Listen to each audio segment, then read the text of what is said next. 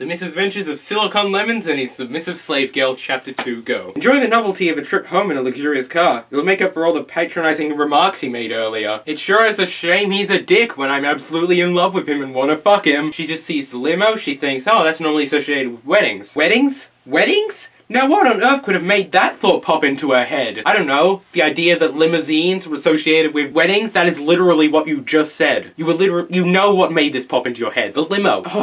Salvatore is magically teleported into the car in the time it took for her to do nothing. So here you are. He invites her for a ride home, which implies that he's willing to wait for her in his limo in which she is picking her up. But no, he's really pissed at her because she's late to the limo which he invited her into. Like, he keeps saying he's an asshole. Jessica keeps saying he's an asshole. Everyone that isn't him knows he's an asshole, especially the reader. Yet we're all meant to love him. Every single time Jessica doubts him being a good person, it immediately goes to something about how handsome he is. And then it's completely forgotten. Why could women never see the value in peace and always insist on shattering it with unnecessary words? Fucking women.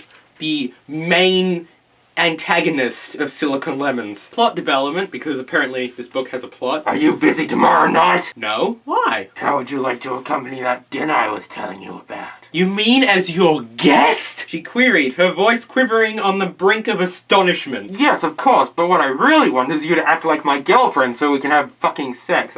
Your girlfriend? Think you could manage that without too much trouble? But there must be a million women you could ask. For a moment she felt like saying no, she didn't, because surely that would get her off the hook. Off the hook you won't enjoy! Make up your mind! Okay, well, it's very clearly outlined that there's a part of her that might be completely and utterly, completely hopelessly lost in love with Silicon Lemons, as if the book hadn't demonstrated that 10 million times already every single page. Okay, she's just teased that she might not go. She hasn't said yes yet. She would be very foolish indeed if she decided to tease him. She was dealing with a man and not a boy. He was so close that she could see the moonlight glinting in his sapphire eyes and sense his animal warmth. The tangy scent of soap and raw masculinity. Jessica felt her heart give an irregular skip. He was irresistible. For a moment she felt like saying no. She didn't, because surely that would get her off the hook. Chapter 2 was not very long. I could just carry on.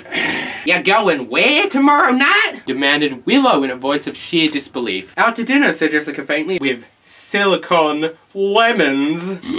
That's the Silicon Lemons! Black-haired, blue-eyed, sex on legs, but with a mean, dangerous look about him. Okay, I was fine with you spending pages at a time describing his physical appearance, but now you're literally having the characters tell me again and again how fucking blue his eyes are. And every glossy magazine worth its salt has been trying to gain access to do a feature on him. Why did she phrase that as a question? Jessica, what do you like? What a fucking weird question. Now she's asking why Silicon would do such a thing. I think he just wants company. Yes, but... But what, Willow? You mean what's a rich bloke like him doing with a poor plain girl like me? I bet my soul for him.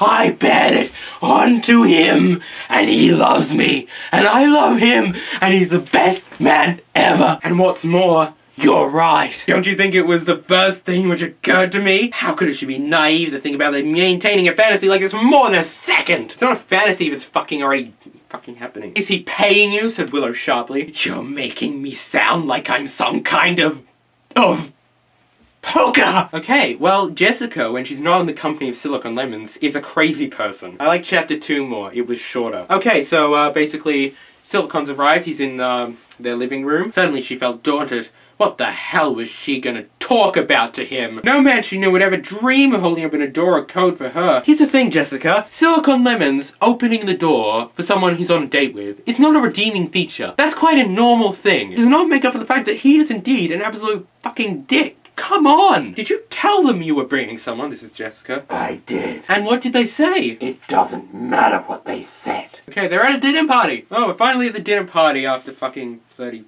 6 pages. Their hosts and hostesses were Garth and Amy, and there were 2 other women named Susie and Claire, neither of whom matter to the story at all or ever will. Jessica is training to be an office manager. Oh, is that how you 2 met? Butted in Claire. Claire, probably different from the other woman because of the colour of her hair or something. In the office? Say what you want to say, those blue eyes seem to tell her. So that no one, not even the woman Claire, not with her heavy eye makeup and brazen cleavage, would have the guts to interrogate any further. Dumb women with lots of makeup.